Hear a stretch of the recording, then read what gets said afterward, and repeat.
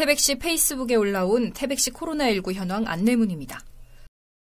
지난달 24일 낮 12시 기준 확진자와 밀접 접촉자 모두 없다고 명시돼 있습니다.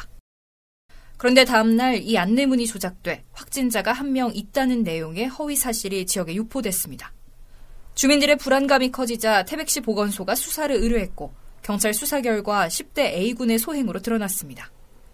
경찰은 A군이 장난삼아 확진자가 있는 것처럼 파일을 만들어 친구에게 보냈는데 이 파일이 또 다른 주변 지인에게 유포됐다고 진술했다고 밝혔습니다.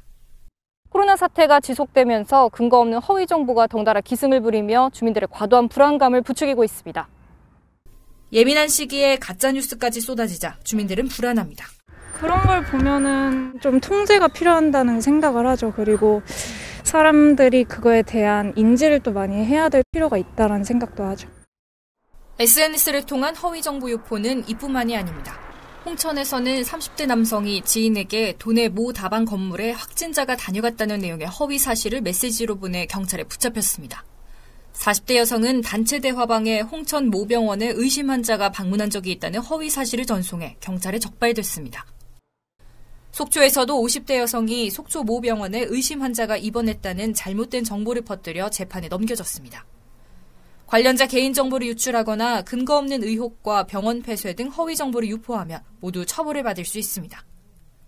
가짜뉴스가 퍼져서 그 개인들의 어떤 업무가 방해됐을 때에는 이제 업무방해죄라고 해서 그 허위사실 유포에 의해서 다른 사람의 업무를 방해를 했을 때는 업무방해죄에 이제 처해질 수 있고요.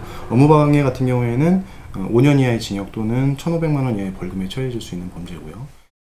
강원지방경찰청은 2월 27일 기준 도내에서 유포된 허위 조작 정보 29건을 파악했습니다. 2주 전보다 2배 가까이 늘었습니다. 경찰은 이 중 10건에 대해 내사나 수사를 진행하고 있습니다.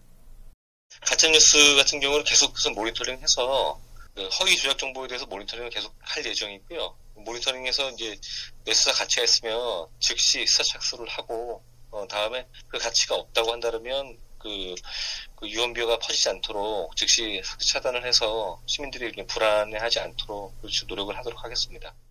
여기에 덧붙여 경찰은 SNS 등에서 불확실한 정보를 접했을 때 또 다른 사람에게 전달하지 않도록 주의해 줄 것을 당부했습니다.